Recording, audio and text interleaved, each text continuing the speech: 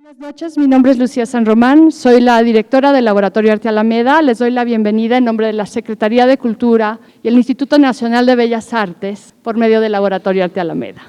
Estoy dando también la bienvenida a nuestros personas, bueno, no son ponentes, son discussants. Van a charlar, van a tener un conversatorio sobre temas que son muy familiares a mí y que son parte de mi vida, en realidad de mi formación como curadora, como persona, que tienen que ver con la frontera, con el confrontar la otredad, la hibridez dentro y fuera de uno.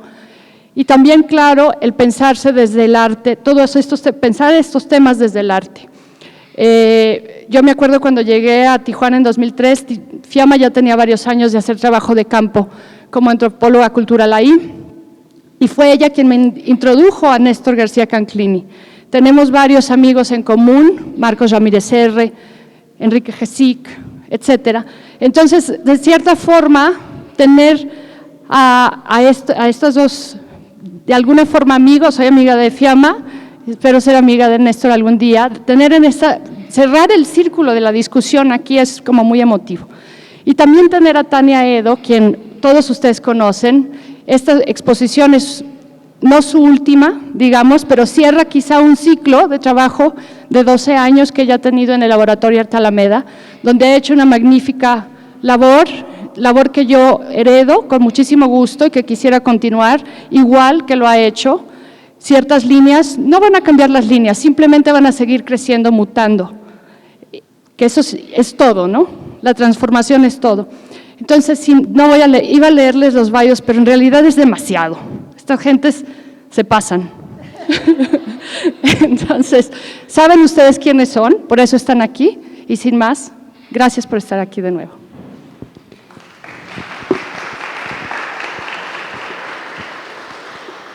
Pues muchas gracias, Lucía, muchas gracias a todas y a todos por estar aquí, a Néstor y a Fiamma, porque han viajado una más lejos que el otro.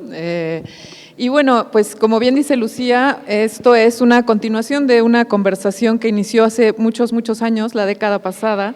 Hay evidencia de esta conversación en textos, en internet, en libros, en discusiones que justamente, como dice Lucía, iniciaron en Tijuana. Y en esta ocasión nos reunimos aquí en un contexto distinto, también con una generación distinta que quizá no conoce esas discusiones y a la cual sería interesante también darles un poquito de ese contexto, de ese momento, de cuáles eran los puntos álgidos de aquella discusión y después venirnos al presente también, a este espacio que tradicionalmente ha dedicado su vocación a los cruces de conocimiento y que es justo lo que sucede en la exposición de Fiamma, una exposición con 10 piezas, prácticamente una retrospectiva, en donde el énfasis está puesto pues, en los umbrales que va cruzando Fiamma de la antropología contemporánea al arte contemporáneo y las contaminaciones que van sucediendo. Creo que bueno, ojalá que se puedan ver en la exposición justo esos cruces de umbrales y también el énfasis puesto en el trabajo de campo. Es ahí donde me gustaría muchísimo que ahondaran nuestros invitados. Ellos están acostumbradísimos a esa extranjería, a ese extrañamiento constante que es el cruce de un saber a otro. Néstor García Canclini, como bien saben, es antropólogo, es también filósofo y también recientemente hemos conocido su fase poética. Acaba de publicar el año pasado una ficción, Pistas Falsas, una novela muy interesante. Ojalá que también abordemos un poquito eso y bueno, pues ahí hay otro límite, otra frontera cruzada, además de las geográficas, de las geopolíticas y de las disciplinares. Y bueno, pues sin más me gustaría, sí, quizá sería bueno iniciar con los comentarios de Néstor acerca de la exposición. Sabemos que la has disfrutado mucho, nos gustaría muchísimo escucharte hablar sobre ella y bueno, pues nos gustaría que iniciaras. Gracias. Muchas gracias por la invitación al laboratorio, a Lucía, a Tania, y especialmente gracias a FIAMA por esta exposición.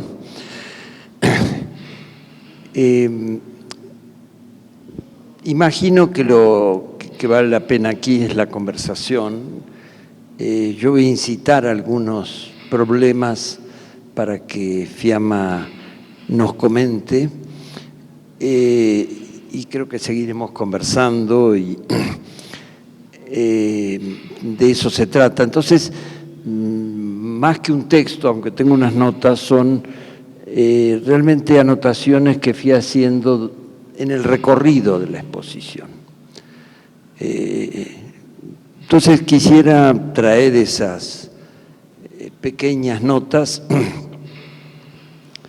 para comenzar a conversar.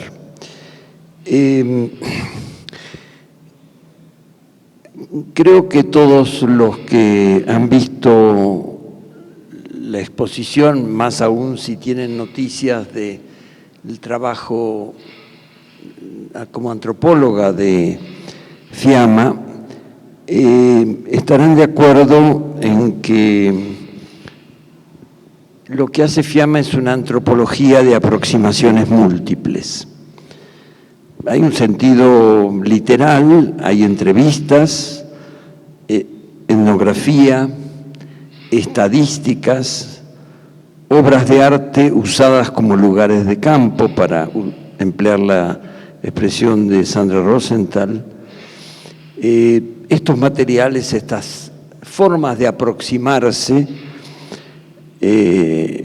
están aquí expuestas.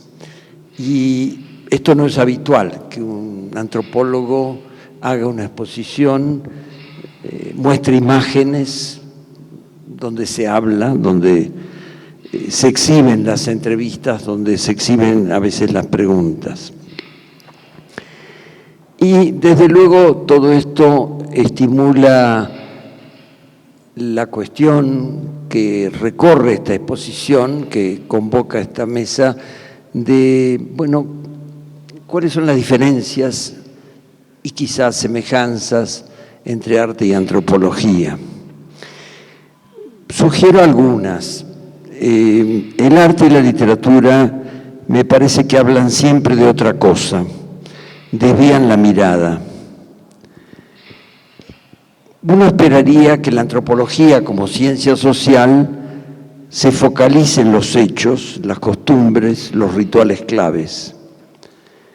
Por eso el etnógrafo tiene que estar muy atento a lo que le cuentan, pero a mí me parece no tiene que creer literalmente a los entrevistados. Ahí ya hay una desviación de lo que escucha. En cambio, el artista, que no busca la verdad, sino lo que se puede imaginar a partir de lo que le cuentan, busca un relato o una visión que vaya más allá de lo que existe. En todo antropólogo, como también en un sociólogo, en cualquier científico social, hay una aspiración a captar lo que existe, a explicarlo y o interpretarlo. Al artista no le podemos, o al escritor, pedir que diga la verdad, porque en definitiva no es eso lo que le interesa. Más bien, si tuviéramos que buscar una palabra parecida, diríamos que el arte y la literatura buscan la verosimilitud. A mí me parece que hay tres tareas que van más allá de esas técnicas. Por técnicas me estoy refiriendo a las entrevistas, las estadísticas, lo que ya mencionamos. Y esas tres tareas yo creo que son el montaje, los desplazamientos y la comunicación. Puede haber más, pero quiero referirme un poco a eso. El montaje. En la magnífica serie de videos que tenemos arriba, de entrevistas a personas que trabajan en diferentes profesiones u oficios, vemos desplazamientos, vemos un montaje por un lado, de esas declaraciones de los entrevistados, pero también un desplazamiento, un montaje de su propia vida cuando les preguntan, bueno, ¿y si no hicieras esto? ¿Qué quisieras ser? Un historiador del arte que quiere ser cocinero, un cocinero que quiere ser periodista.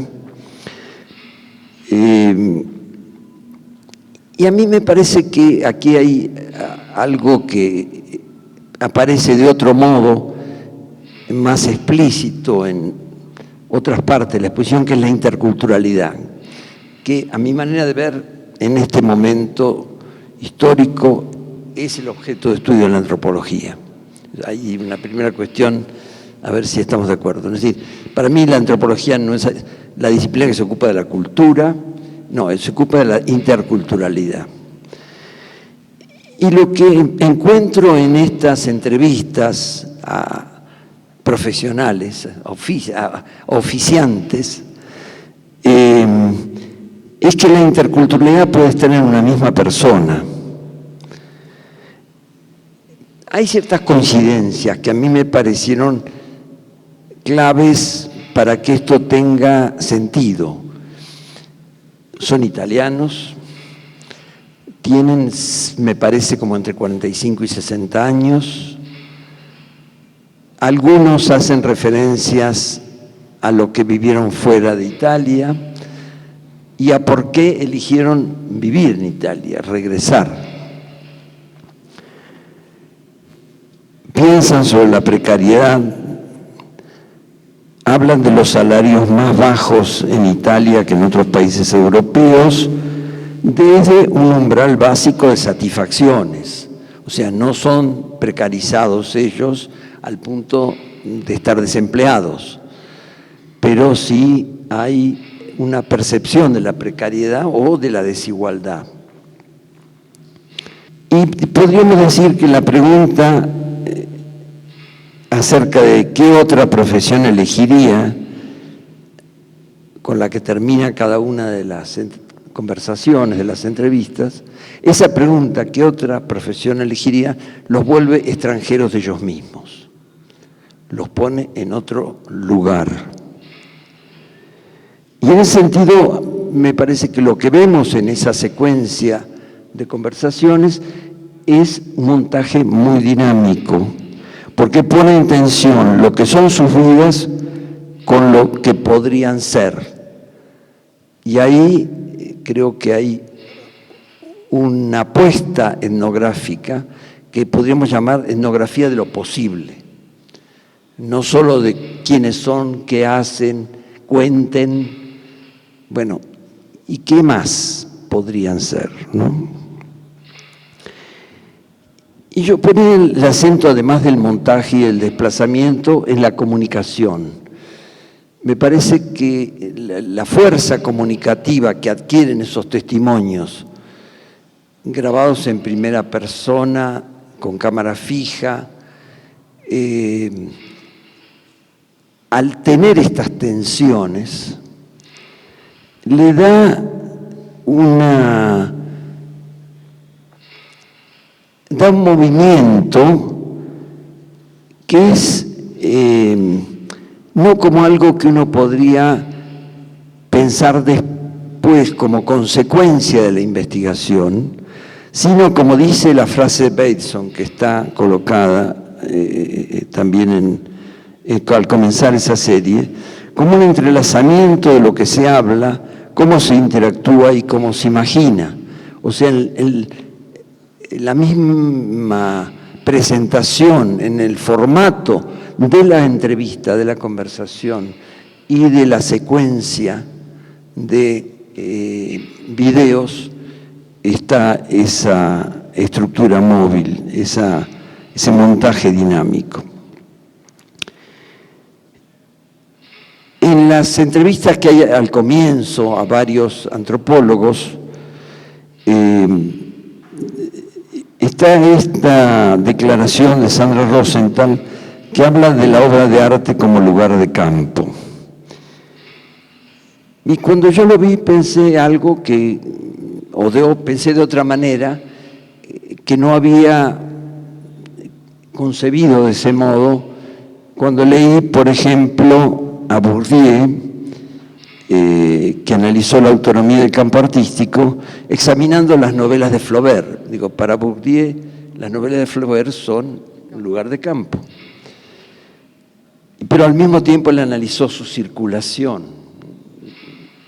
la circulación del arte, y por eso no se centra exclusivamente en el texto, sino en su sentido social. O pensé en Foucault estudiando Las Meninas de Velázquez o un cuento de Borges para comprender las manifestaciones epistémicas de los momentos históricos de Velázquez y de Borges. Fiamma recurre también a Borges, tenemos el orgullo de estar aquí abajo, pero además transita por muchos objetos socioculturales diversos, heterogéneos. La frontera México-Estados Unidos, la lucha zapatista, los desplazamientos laborales de profesionales italianos y su propio cuerpo. Y en este sentido, podemos decir, es una antropología polifónica que incluye la primera persona y se oye a veces la voz en las entrevistas a los distintos oficios o profesionales, pero es una antropología con muchas voces. Y un comentario final, entonces, ¿a dónde nos lleva estas reflexiones? En el sentido de qué le puede dar el arte a la antropología al entremezclar sus estrategias de trabajo, o al revés, la antropología al arte. Muchos aportes, sin duda, puede dar el arte a la antropología, que tienen que ver obviamente con la sensibilidad hacia las formas de culturas diferentes o de los otros dentro de la misma sociedad. Y también algo clave, las búsquedas artísticas contemporáneas no se preocupan principalmente por explicar y demostrar, sino por descubrir. No buscan tanto un orden, sino convivir en la inestabilidad. Y me parece que esto es lo que late en las obras, en todas las obras de esta exposición. Claro, podría ponerme en el lugar de esos periodistas que se acercan al artista y le preguntan, por ejemplo, ¿pero puede cambiar algo el arte en la sociedad? Yo creo que puede modificar el arte modos convencionales de percibir y simbolizar. Veo convergencia entre arte y antropología como generadores de extrañamiento y de interrupciones. Lamento que no haya podido acompañarnos hoy a Carlos Amorales, porque cuando escribí sobre él una vez, dije que él hacía un arte de interrupciones. Y bueno, última pregunta, ¿para qué sirve interrumpir? Para desnaturalizar cualquier orden alisado de lo social.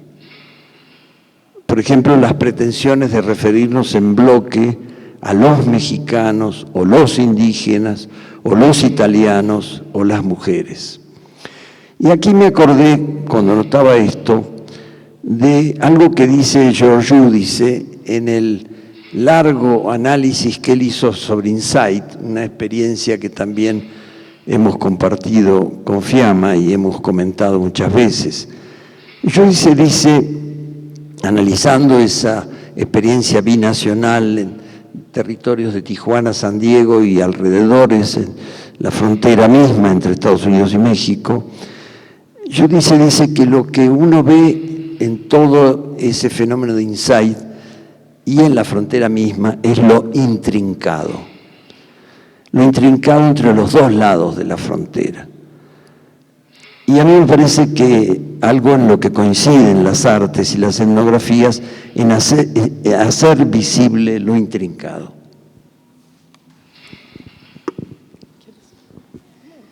Bueno, solo me gustaría comentarles para quienes no hayan visto la exposición que la pieza a la que se está refiriendo Néstor está aquí arriba, se llama Unlived o Lo no vivido, y es una pieza que para mí también es así una favorita, en donde Fiamma hace un recorrido a partir de la pregunta por tu profesión, tu práctica, pero ¿qué es lo que serías si no fueras eso?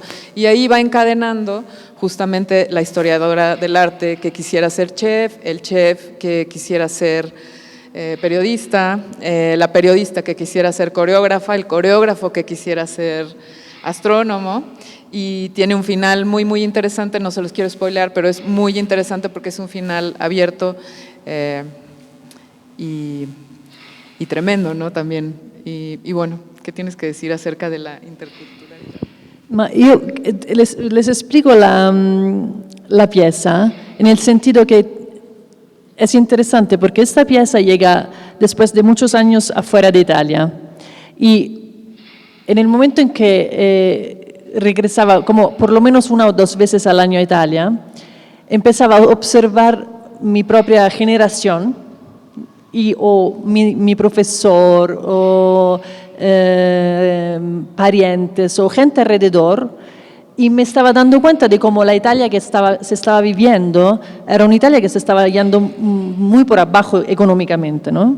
O sea, yo crecí con una Italia que era siempre en una permanente crisis, pero nunca a los niveles de los últimos años, como España y como Grecia, digo, tenemos otros ejemplos, ¿no? Y entonces siempre me preguntaba qué pasaba con la gente que se quedaba, porque muchos nos fuimos. Mucha gente de mi generación se fue de Italia y buscó trabajo afuera. Y entonces tenía esta cosa atrás en mi cabeza. Después pasó que estaba leyendo a Franco Berardo Bifo, que creo que vino también aquí a la UNAM, y que se preguntaba sobre el pasaje a nivel económico y social desde los 70 hasta hoy, cómo pasamos de una sociedad que se opone al trabajo para afirmarse, a una identidad que se opone al trabajo para afirmarse. Él probablemente pensaba toda lucha continua o todos los movimientos de la izquierda extraparlamentaria italiana sobre todo, a una sociedad que vive de la identificación con el trabajo para poder existir. También un trabajo no pagado, que nos pasa continuamente en el mundo del arte. Y esta pregunta se junta con mi observación de volver a Italia y ver que hay muchos problemas de desocupación y económicos y de gente de mi generación que de verdad está muy calificada y que no encuentra un trabajo estable, ¿no? Después, el tercer elemento de esa pieza es Adam Phillips, que es un increíble psicoanalista que habla en uno de sus libros que se llama Missing Out, no sé en español, y en ese libro él explica que de alguna forma todos tenemos una segunda vida mental. Entonces, o sea, todos soñamos de ser algo más de lo que somos, ¿no? Y a mí me pasó, era antropóloga y quería ser artista, pero en mucha gente que conozco pasa eso, ¿no? Lo más clásico es que uno es como la primera entrevistada, ¿no? Es historiadora de arte, pero quiere ser chef. Y no es nunca que es cocinero, es solo chef, o sea, es algo, en la segunda vida es muy bien realizada y siempre decimos con muchas expectativas realizadas en la fantasía, ¿no? Entonces pensé, sería interesante encontrar una metodología que pasa de uno a otro, ¿no? Entonces así empezó el trabajo, puse esos tres ejes juntos y me fui a hablar con la gente alrededor de mí. Entonces empecé con esta mujer que es historiadora de arte y traté de hacerla hablar por 10 minutos sobre las problemáticas que hay en Italia hoy siendo una profesora de arte o curadora. Y ella habla muy interesante, todos ellos hablan de manera muy interesante de cada ocupación y de los límites y la posibilidad de las ocupaciones, pero el tema común es la crisis. Todos hablan de la crisis, ¿no? Entonces ella quería ser chef. Entonces yo me voy a buscar un cocinero. Al cocinero chef le digo, ¿cuáles son las problemáticas de tu profesión? Y él quería ser performer. Y como decía Tania, ¿no? De uno a otro. Y este juego me hizo ver muchas cosas que pasaban en ese momento en Italia. Entonces, de alguna forma, para mí era un trabajo de campo, pero con una posibilidad de ser artista y de crear soluciones diferentes de la que crearía una clásica etnografía, que ya me está estrecha, ya no quiero hacerla. Y entonces la parte de la posibilidad, como decías tú, que según yo, que tú estás haciendo como una diferencia entre la verdad del antropólogo y la posibilidad de lo artístico. Yo las quiero poner juntas, ya no quiero que estén disociadas estos dos aspectos, ¿no?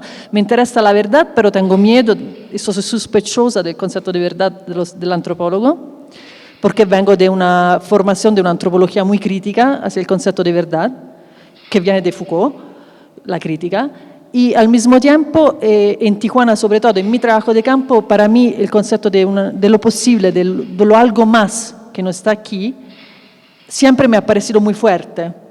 Y es desde esta experiencia del trabajo de campo en Tijuana, que a mí me duró 6 años, entonces bastante largo el tiempo, siempre me quedó muy fuerte la pasión, decimos, el interés, más que por representar solamente, trabajar más con deseos, con posibilidades, con sueños, con afectos, ¿no?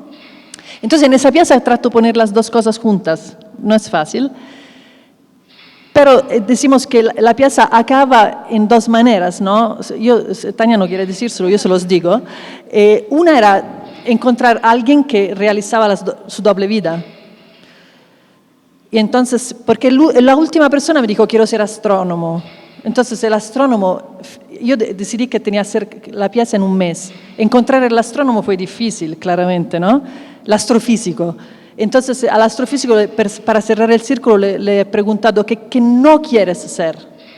Y él me dijo, no quiero ser político. Entonces pensé, tengo que encontrar un político que es algo más, que tiene una doble vida. Y lo encontré, el político que es también matemático.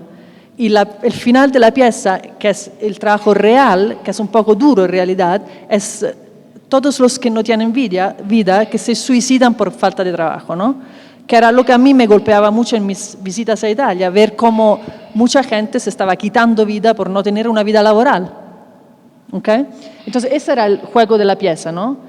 Entonces si tú quieres, en esa pieza yo trato de poner las dos cosas juntas, y también hay un fuerte trabajo sobre el color, porque cada pieza, cada screen, ¿cómo se llama? Pantalla contiene la que viene antes. Entonces, por ejemplo, la historiadora de artes tenía una camiseta roja, no me acuerdo, una cosa roja. Entonces la pantalla se vuelve más roja en cuanto su deseo se afirma más de la segunda vida, ¿no? Después se pasa a la segunda pantalla y estaba el verde del cocinero. Entonces la pantalla se vuelve verde. Y cada pantalla contiene el color de la pantalla de antes, ¿no? Y creo que eso del color es presente en muchas piezas del trabajo, ¿no? Por ejemplo, también la pieza de la bandera italiana, que tiene el rojo, que es igual a los colores de la bandera mexicana, rojo, blanco y verde, ¿no? Entonces, el rojo son simplemente canvas, ¿no? Son muy simples. Es un homenaje de alguna forma a Kelly y a Fontana y a la tradición del arte italiana que viene de antes del arte povera, no sé cómo se dice, hasta después, en la cual prácticamente tienes 3 canvas, les decía, verde, blanca y roja, que es la bandera italiana. En la blanca se vuelve uno screen de pantalla en que se proyecta el color blu del Mediterráneo. También son colores, pero son conceptos, ¿no? Porque el mensaje era la migración del Mediterráneo alrededor de Italia ya está adentro del proyecto nacional. Es inútil construir muros que cierren, que obstaculen, que no permitan el pasaje, ¿no? Entonces, ese era el concepto de la pieza. Pero, y también usó el concepto del cinema expandido, o sea, de poner adentro de un objeto una imagen, por ejemplo, proyectada, ¿no? En loop. Entonces, lo que quiero decir es que en todas las piezas, si tú ves, hay siempre algo que se refiere a un concepto de verdad muy relativo y a un concepto de posibilidad y de un algo más, que yo creo que fue lo que a mí me faltó cuando dejé Tijuana y un largo trabajo de campo, y un serio largo trabajo de campo de 6 años, ¿no? Pensar que yo quería hacer algo más que reportar o que representar, o que simplemente decirle lo que ya se estaba dando, ¿no? Quería aportar algo más, que no sé todavía, ¿no? En eso estoy. Pero esto me llevó al arte. Y esto me puso en otro lugar. Aún la antropología siempre está conmigo, ¿no? Me sigue por todas partes, ¿no? Y entonces, en este sentido, esta pieza en la cual estamos habitando ahora, que viene del etnógrafo, del cuento de Borges, también hay, por ejemplo, colores, ¿no? El blue. Los libros de Borges, el cuento está ahí y hay frases canceladas con un blue tape. ¿Cómo se dice? Tape. Cinta, con una cinta blue. Y esas frases canceladas con una cinta blue son las que se reproducen aquí en el neón. Y para mí son frases, decimos, emblemáticas de mi trabajo de campo, ¿no? Entonces, esto es otra cosa que recurre en toda la exposición, el trabajo de campo. ¿Qué se vuelve el trabajo de campo? Hoy para mí, esto no sé. Quizás es el trabajo de campo que se vuelve mi trabajo de campo. O sea, yo pienso que estoy en un momento en que la pieza de Léris, por ejemplo, me pidieron de presentar una biografía mía y mandé mandar un retrato mío de 5 minutos. Me pidieron por una exposición. Entonces me personifiqué a Michel Léris, que es un famosísimo antropólogo surrealista que se fue a África, hizo una de las primeras misiones en el periodo colonial y que escribió una antropología muy importante y muy autorreflexiva, L'África Fantasma, un libro increíble, y siempre me fascinó claramente, ¿no? Porque era una referencia constante en el tipo de antropología que yo estaba estudiando, ¿no? Con Renato Rosaldo en Estados Unidos y con todo el movimiento de Writing Culture. Y entonces, en vez de mandar mi retrato, le mando el retrato de Léris, pero nunca lo digo. Leo su autobiografía como si fuera la mía y hablo de mi calvicie, del hecho que, no sé, soy impotente. Son todos referimientos que son de Léris, claramente, ¿no? Y hay también un interés entre lo que es la realidad de Léris, o la posibilidad de ser Léris, o de ser yo misma, ¿no? Tú hablabas también del hecho que pongo mi cuerpo, mi voz. El trabajo, decimos, más de antropología visual clásico es lo que es sobre Chiapas y que es de los años 90, que es cuando yo conocí a Néstor, él no se acuerda, pero yo sí. Yo fui a Chiapas, lo hablábamos ayer en Soma, y me fui de turista. Me fui a ver el clásico Museo de Antropología aquí. Me fui a ver los mayas bastante congelados, como decía Néstor en su libro. No había leído Néstor. Y después me encontré en la revuelta zapatista en San Cristóbal, de pura casualidad.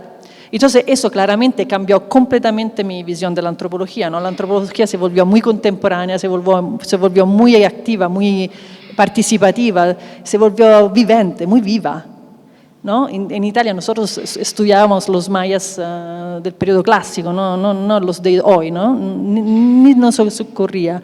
Después regreso a Italia y encuentro el libro de Néstor, después de unos pocos años, sobre culturas híbridas, y allá, y con James Clifford, otro referente importantísimo para mí, encuentro como respuestas para explicarme por qué me interesa otro tipo de antropología, ¿no? Me interesa una antropología que cruza continuamente fronteras. Y es así que llego después de estudiar los chicanos, que es entonces una frontera que es más metafórica, la frontera del sur, que es más geopolítica, la frontera del norte, que es la de Tijuana. Decido de trabajar más sobre la frontera como concepto disciplinario, ¿no? Y cruzar al arte. No sé si estoy tratando de darle una visión un poco más general de la expo, ¿no? Y yo creo que tú querías hablar de esta extrañeza, ¿no? ¿Verdad? No, bueno, creo que está... Era una de tus primeras preguntas. Creo. Sí, bueno, la extrañeza que implica, primero me parece la propia práctica de la antropología, ¿no? Siempre eres extraño donde estás, lo que estás estudiando. Y luego la búsqueda, el impulso que se ve en ambos, en estar buscando esa extranjería en cada proyecto, en cada libro, en cada... y bueno, A mí me gustaría mucho conectarlo con Pistas Falsas y con tu experiencia de cruzar hacia la literatura, llevando por supuesto todo el bagaje antropológico, y cómo es hacer trabajo de campo en el futuro, en 2030, ¿no? Imaginar, porque es lo que hiciste un poco, ¿no?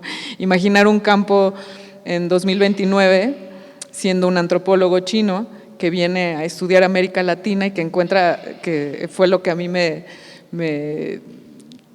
movió más de la novela, es como el estado de los archivos, lo que sucede con los…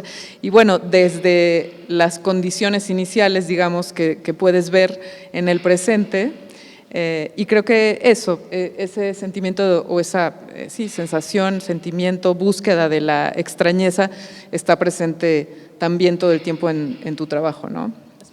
Antes de darle la palabra a Néstor, quiero decirle una cosa a Néstor.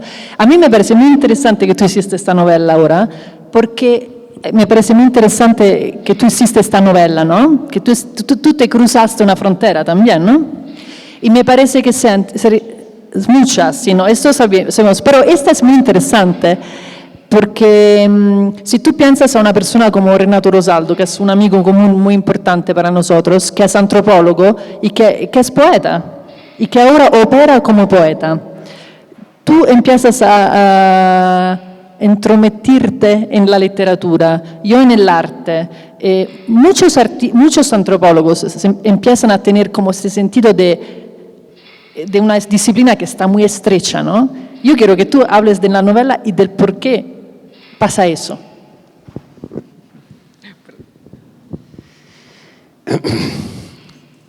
Es muy difícil, todos los escritores lo dicen, saber qué es lo que uno hizo. Puedo contar una hipótesis. Hay dos aspectos. Un viejo deseo de escribir ficción y poesía. De hecho, he escrito muchas veces y no he publicado.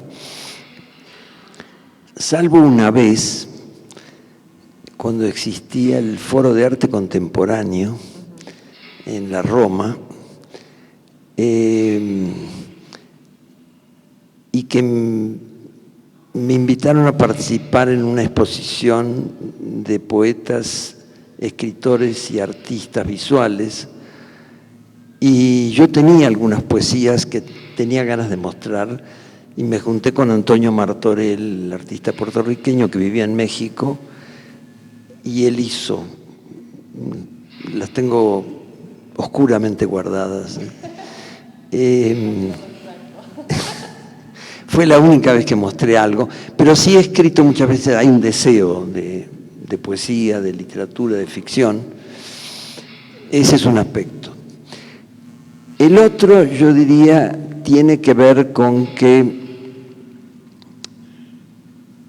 yo había publicado algo que mezclaba ficción y ensayo en un libro anterior, que se titula El mundo entero como lugar extraño, y donde me inventé a un estudiante de doctorado que se le estaba por acabar el tiempo de su beca y no sabía sobre qué hacer la tesis, hasta que descubre un día una conversación y eso le detona el tema, que es hacer etnografía de los rituales en los congresos académicos. Y empieza a recorrer congresos. Entonces, claro, en los congresos se presentan ponencias y ahí yo pude soltar las partes ensayísticas que quería meter, empaquetar en ficciones. Y pasan cosas, hay una relación amorosa, etc. Pero predominaba el ensayo. Y en Pistas Falsas sí ya intenté, aunque no pude controlar la parte ensayística, que sucedieran estos viajes, estos saltos de un chino que se dedica a literatura latinoamericana y se convierte, de hecho, en el camino en un socioantropólogo latinoamericano, vive en Argentina, viene a México y a su vez al final no del todo el final, no voy a contar el final, pero bueno, sí, al final hay cartas, en 2030, cartas. Pero él habla en una conversación muy íntima con su compañera y dice, en realidad, me siento muy insatisfecho, no puedo entender esta descomposición que en 2014, 15, 16, cuando escribí Pista Falsa, sentía como que, y me lo dijeron algunos, que podía ser vivida como demasiado, una sociedad demasiado descompuesta, esta que imaginaba el 2030. Hoy ya no me parece tanto, tan ficcional, hasta pienso que es tímida. Pero hubo un pasaje del ensayo académico, de la investigación sistemática, a soltar la ficción, la imaginación, en parte por esta sensación de no poder decir con investigaciones lo que percibía que estaba sucediendo y que podía suceder después de que se publicara. Entonces, hay como un deseo de relacionarse con lo posible, con lo que cuesta decir, por eso me importó mucho la parte de comunicación de tu trabajo aquí. Y yo diría que hay algo en los intentos, a menos que estamos contando, o tú mostrando aquí, que tal vez sea opuesto a lo que sucede en el cuento de Borges, porque el etnógrafo que se va a esa tribu y encuentra un secreto, después de vivir varios años, vuelve y dice que no quiere contarlo, no quiere hacer la tesis, y acaba como bibliotecario, que es como la impotencia del escritor, ¿no? Si lo pensamos desde el punto de vista del escritor, no es que un bibliotecario tenga ese rol, pero yo creo que en ese sentido hay un final literario, no se puede decir que sea una abdicación de Borges, pero si uno lo tomara literalmente, el desenlace sería una renuncia, es decir, no se puede, no se puede hablar de esto. Y creo que eso tiene muchas interpretaciones posibles. Hay algo en las investigaciones que no podemos decir, o por lo menos no lo podemos decir en los patrones canónicos del trabajo académico, y necesitamos buscar otra expresión. Y hay algo que siempre sabemos, hagamos ensayo académico o hagamos ficción, hay algo que no logramos decir, ¿no? Pero en parte ese es el lugar de lo posible, de lo que...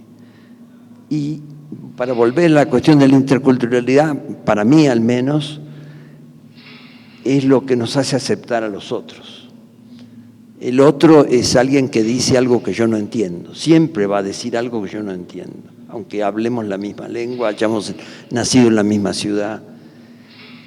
Y me parece que la antropología, y diría también la etnografía, deberían poder nombrar eso que no podemos decir. Entonces puedo hablar. Lo que estás diciendo es que la antropología es la disciplina del no nombrable. ¿Sería correcto? No solo eso, yo creo que hay mucho que se puede decir con la escritura antropológica, incluso la más académica, y se dice, y lo sabemos, gracias a que leemos eso. Pero me parece que hay una ganancia en reconocer ese momento en que uno tiene que encontrar la manera de decir sin que se entienda del todo porque uno no lo está entendiendo, ¿no? ¿Te acuerdas ese trabajo de Hal Foster que habla de la envidia, de Sí, el artista como antropólogo habla de una envidia, ¿no? Tarek El Hayek trabajó mucho en eso, ¿no? Me gustaría que dijeras una palabra sobre eso. Pero que hay como una envidia, ¿no? Entre artista y antropólogo, porque hablábamos ayer también en Soma de que muchos artistas usan los recursos antropológicos hoy, más y más, ¿no? En el trabajo de Sandra Sale, en el trabajo de Eduardo Avaroa, ¿no? Hay muchos ejemplos, sobre todo en México, muy claros, ¿no? De artistas que usan la etnografía o la antropología, tenemos que distinguirlas, yo creo, de manera activa, ¿no? Pero ese ensayo en que él habla de esa envidia, pues parece que estamos todos en este juego. Yo no estoy de acuerdo, pero parece que algo hay ahí, ¿no? Entre antropólogos, artistas, poetas. O sea, definitivamente al antropólogo extraña algo en la escritura, más y más. Y es como que hoy estamos más autorizados a nombrar el innombrable, ¿no?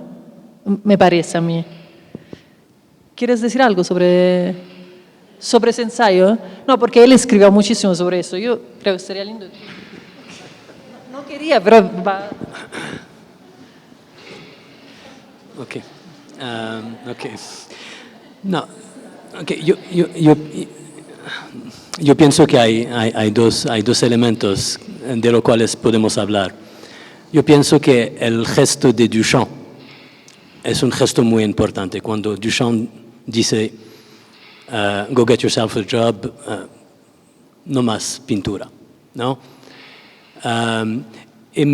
Este pasaje desde la pintura al ready-made, sobre lo cual escribe Thierry Deduve en particular.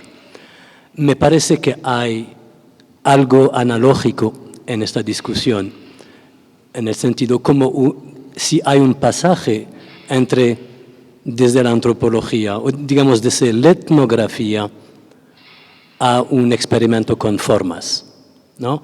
Entonces, hay una doblez, ¿no? Hay algo doble, ¿no? Hay algo doble en tu muestra entre labor and work, ¿no? Hay también una dobleza entre antropología y etnografía, y la ecuación antropología-etnografía ya está quebrada. O sea, no podemos decir que la antropología es necesariamente etnografía. Entonces, la pregunta que yo tendré para ustedes, más allá de esta cuestión de envidia, ¿no? O de amor-odio, o de lo que Clifford llama el artista manqué, ¿no? El antropólogo que no puede ser artista, ¿no? A mí lo que me interesa más es lo que ustedes están haciendo con respecto a la literatura, en tu caso, o con respecto a los artes visuales, en tu caso. ¿Se quedan antropólogos? Entonces, es otra forma de ser antropólogo, como para Duchamp era otra forma de ser artista, cuando dejó de hacer pintura. O, en tu caso, quizás porque tienes una doble formación, en el sentido que fuiste a una escuela de arte, tienes un training, etc. Entonces, ¿son dos cosas que están en diálogo o es un pasaje? Y en tu caso me parece que estás en diálogo con Adorno también en tu libro, en Pistas Falsas. Con Adorno, con la cuestión de qué hace uno cuando hay una situación de exilio, ¿no?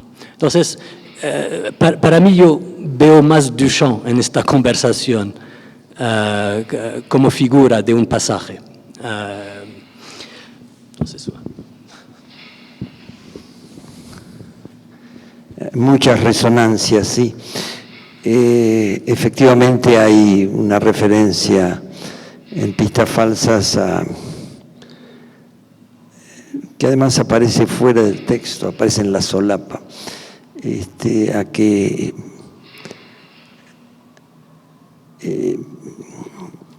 quizá la única casa es la escritura, ¿no? Para el exiliado. Me gusta que traigas a Duchamp porque en otro museo de la ciudad hace muy pocas semanas, días casi, me habían pedido estar en una mesa a propósito de la exposición Duchamp-Kunz, y una diferencia que hice entre varias respecto de los dos es que Duchamp es el que pudo parar, el que pudo interrumpir. Kunz no puede dejar de producir Barbies para adultos, ¿no? Y más allá del carácter de la obra de uno y otro, me parece que esta capacidad de detenerse, de interrumpirse a uno mismo, de decir, esto es lo que tengo para decir, que puede estar en los escritores. Mientras hablabas pensaba en Juan Rulfo. Escribió 2 libros y paró, y todos le pedían que sí, y él se supone que ficcionalmente se construyó una novela que estaba escribiendo, la historia, el mito en el sentido falso, es una mala definición de mito, pero de que él estaba escribiendo algo, que hasta alguna vez a un periodista le dio un título para sacárselo de encima, y en realidad no escribió más que 2 libros, ¿no? Y eso es lo que él tenía para decir, y fue muchísimo, y bueno, y son libros muy etnográficos de México. Pero, tu pregunta es prácticamente si uno, porque hay, en esto Sandra lo habla también y tú lo hablas en el video que tenemos que se llama Metálogos, ¿no? O sea, hay un trabajo arriba, no todos lo vieron probablemente, en que yo he preguntado a antropólogos, decimos, de mi generación que trabajan con el arte, de salirse a la calle y tomarse un selfie, que no es muy académico, ¿verdad? Hablar por 3 minutos de qué quiere decir para ellos el arte, cómo trabajan con el arte, cuál es el sentido del arte en su trabajo. Y es muy interesante, son 10. Es interesante porque unos están como medios avergonzados por este medio horrible que es el selfie del celular, otros que, como Sandra, súper articulados, otros que parecen como viajeros, como Tarek que habla de... ¿Dónde estabas tú? En las torres de Gehrels, en México. Entonces hay varios diferentes maneras de desarrollar el argumento, pero lo que sale bastante es esta pregunta que hacías tú: ¿puedes ser artista y antropólogo? ¿O eres antropólogo y dejas de ser antropólogo y te vuelves artista? ¿Estás trabajando con formas? O sea, ¿cuál es el nudo central? ¿Estás experimentando con las formas o estás dando un paso más radical? Yo creo que en mi caso yo di un paso más radical. O sea, empecé quizás con las formas, en la antropología visual, introduciendo, decimos, en la escritura lo posible, como dices tú, pero es un hecho que muchos antropólogos tienen esta inquietud. Y no sé si podemos volver al concepto de extrañeza, de exilio, de que tú hablas mucho, que en este caso no es un exilio geopolítico, es un exilio más disciplinario. Y también el pobre hombre aquí que se fue a estudiar antropología, que se vuelve bibliotecario y pues se autoexilió de la disciplina, ¿no? Y yo pero no la veo como un escritor mancado, ¿cómo se dice? Lo veo como alguien que simplemente decide que, y lo dice él, que no es el secreto que le interesan las vías para llegar a este secreto. ¿Cuáles son estas vías? ¿Son las pistas falsas? A eso iba. ¿Son las pistas falsas? ¿No? Bueno, y Borges era un bibliotecario, ¿no? Yo me quedé como pensando en este exilio de Borges o incluso de Einstein, ¿no? Borges escribió que para él el paraíso era una biblioteca, ¿no?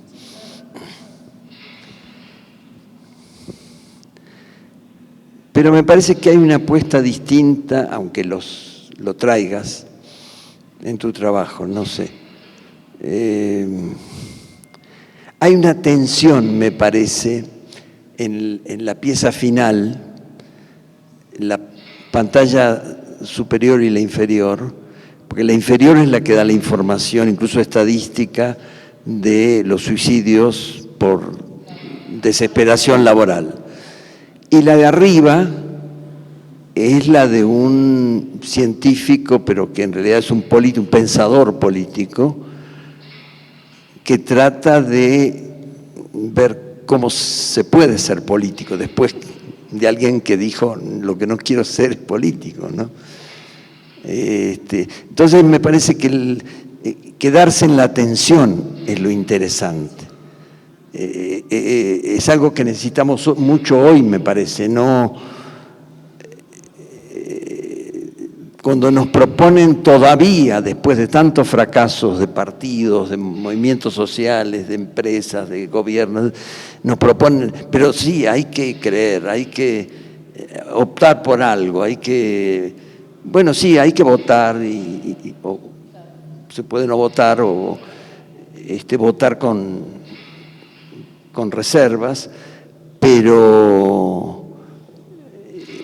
esto de hay que tomar partido, ¿no? Hay otras posibilidades, me parece, que es oscilar entre reconocer el drama, que tiene su forma extrema, ahí abajo, y el que siga escribiendo en una revista con sentido político, ¿no? Y pensando políticamente. Yo creo que a mí por lo menos es lo que me interesa, seguir pensando políticamente y a la vez con la carga necesaria de desconfianza, quizá desconfianza es una palabra un poco excesiva como envidia, pero con el sentido de relatividad, para usar una palabra antropológica, ya de mala fama. Pero con la posibilidad de estar siempre preguntándose si eso que uno considera lo más votable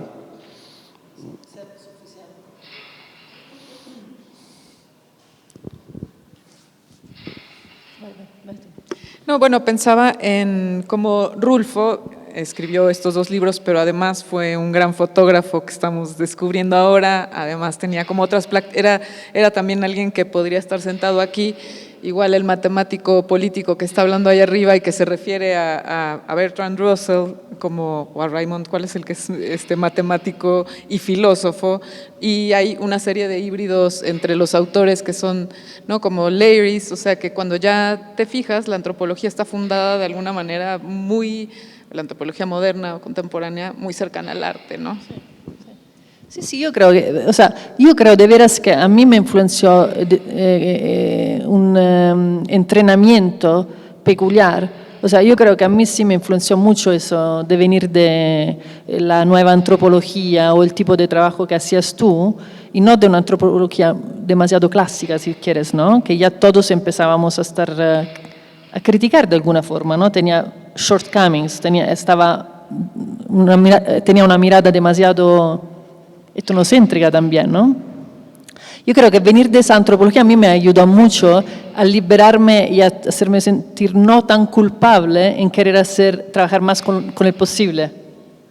Porque yo creo que, decimos, los fundadores clásicos de la disciplina también tenían que afirmar una disciplina, entonces tenían que marcar una diferencia, por ejemplo, con la filosofía, afirmando como una disciplina más de conceptos aplicados de alguna forma, ¿no? Y el trabajo de campo así se afirmó con Malinowski. Yo creo que después de muchos años y de muchos experimentos que vinieron antes de nosotros, en el cual Leiris fue un precursor, pero no era una norma, no era lo normal.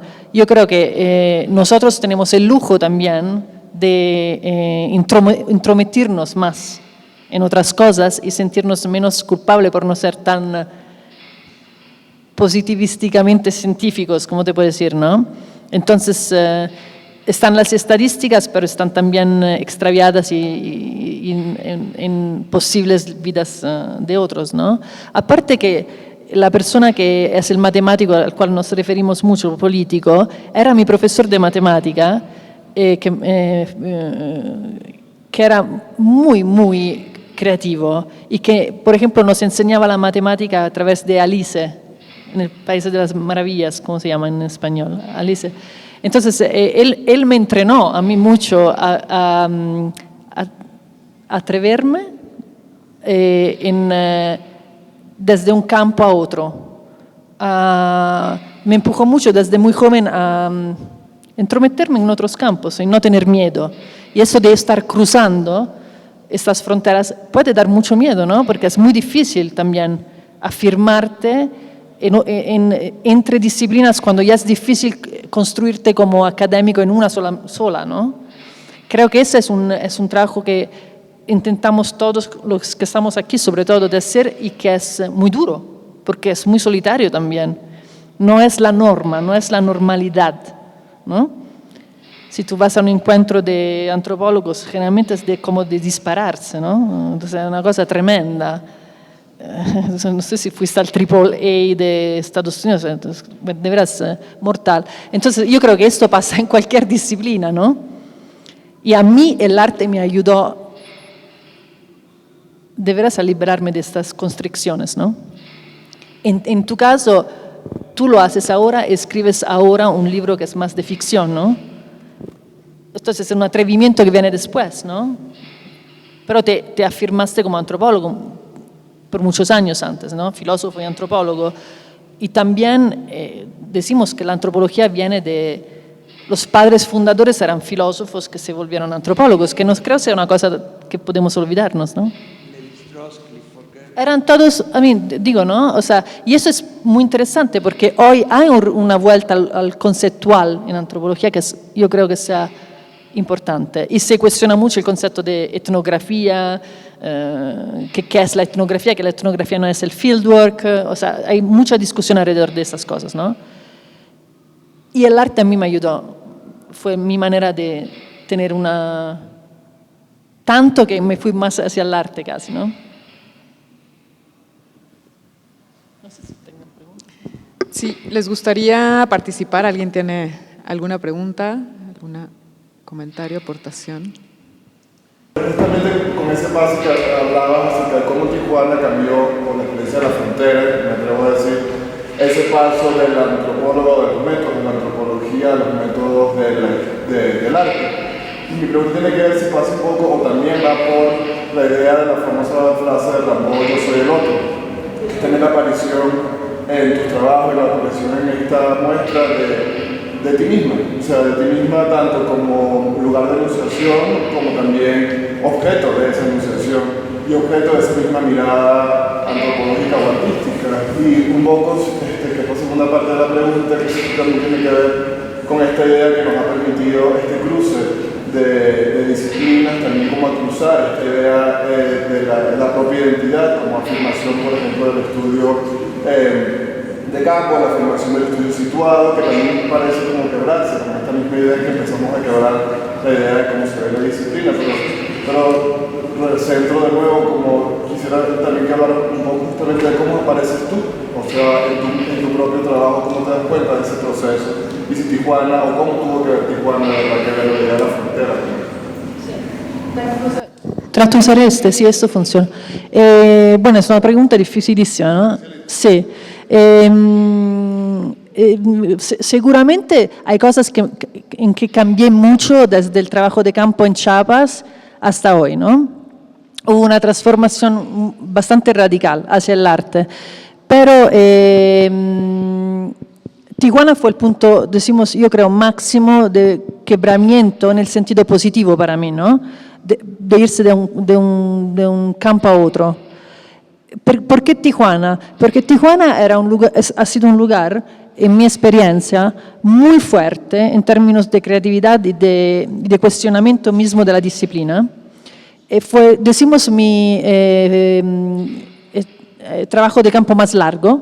Yo estuve allá 6 años y estuve en Chiapas 6 meses, pero pude escribir una monografía clásica antropológica sobre Chiapas y no pude escribir nada sobre Tijuana. Entonces en Tijuana a mí se me rompió esa relación con la escritura.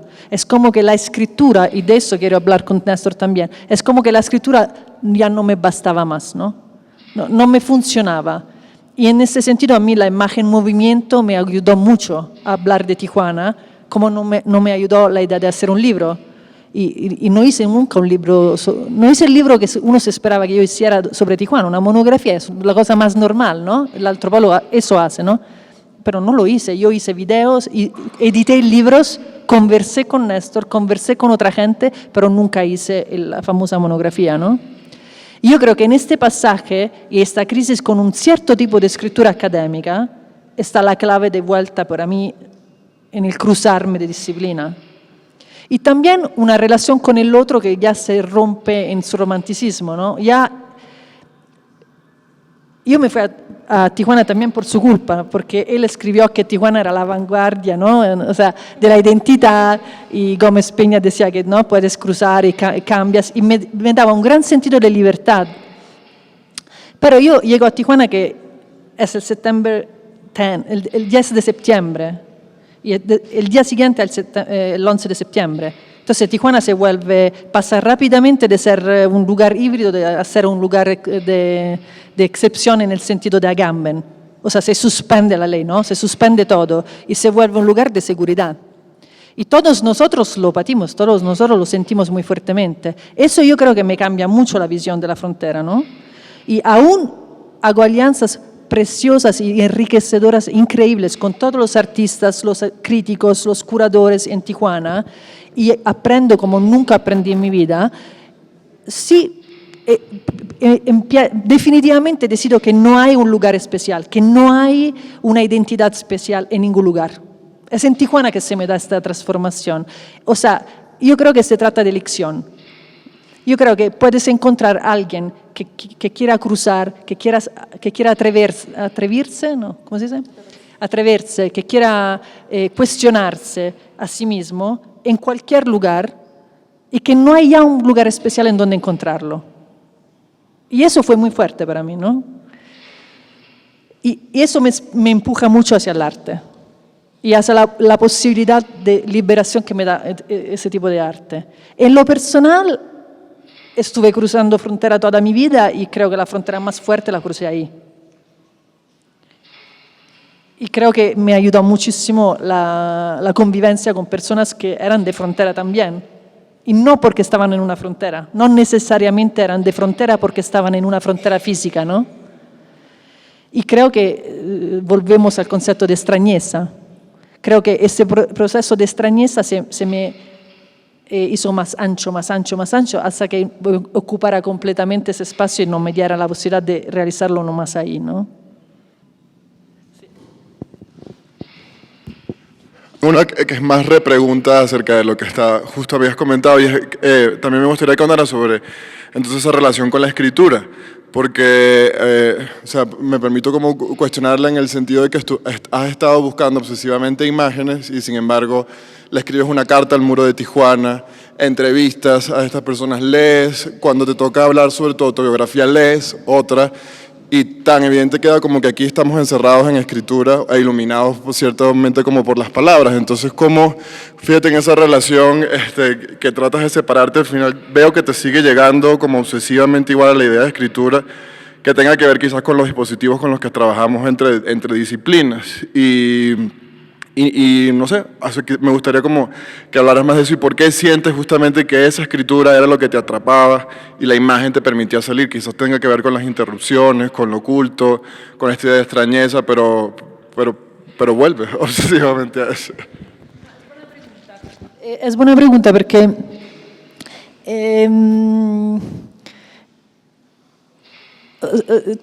creo que tengo una relación con la palabra que es para mí peculiar.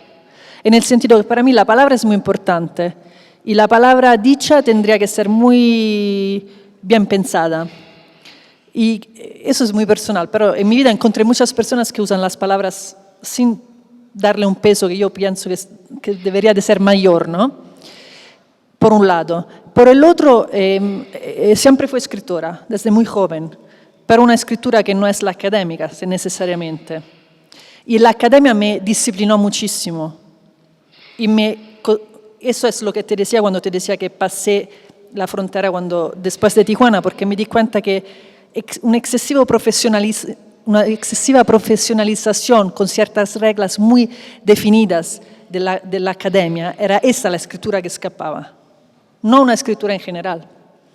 Pero a mí la escritura me mueve, para mí es importante, las palabras para mí son importantes, deberían de ser menos y más sólidas y más evocativas. Pero sí, definitivamente hay palabras en todo mi trabajo, ¿no? O sea, es muy claro esto. Y lo visual a veces me viene en ayuda cuando las palabras de veras no dicen lo que quiero que digan, ¿no? Y eso yo creo que se ve en rastros, porque hay palabras, pero hay también silencios, ¿no? En que son las imágenes que hablan más. Entonces, dependiendo de cuál trabajo se trate, o son palabras prestadas, ¿no? Las de Leris. Hay siempre un juego de palabra, pero la palabra, decimos, del video del zapatismo es mucho más canónica, si quieres, de antropología visual. O sea, me fui, hice mi trabajo de campo, viví con los zapatistas, hice entrevistas más clásicas. La entrevista que tú ves aquí es muy distante de ese tipo de entrevista. O es muy distante la de metálogos también, en que son ellos que hablan y que me hablan. Yo le escribo una carta, le doy instrucciones, como en uno de los más clásicos trabajos de arte conceptual, les doy instrucciones sobre lo que quiero y son ellos que hacen la pieza. Yo no hice nada. O sea, otra vez, no hay una particular craft, pero hay encontrar el dispositivo para poner todos ellos juntos en 30 minutos. Entonces, no decía que la palabra para mí no es importante, decía la escritura, para mí es muy importante. Pero no decimos canónicamente académica. Aún me gusta el rigor. Me gusta que las cosas tengan una sustancia, porque también en el mundo del arte sabemos que se dicen un montón de pendejadas. Pues sí, ¿no? Es muy ligero. A veces, tanto la academia es muy pesada y demasiado obsesionada con su rigor, tanto el mundo del arte es muy ligero a veces, ¿no? Y usan las palabras, no sé, trabajo de campo con una tranquilidad, van 2 días y hacen el trabajo de campo, ¿no? O sea, hay de veras una ligerez que cuestiono profundamente, ¿no? Muy bien, bueno, pues agradecemos muchísimo la presencia de todas y todos. A Néstor y a Fiamma, sí, seguimos, exacto. Muchas gracias por estar aquí. Gracias.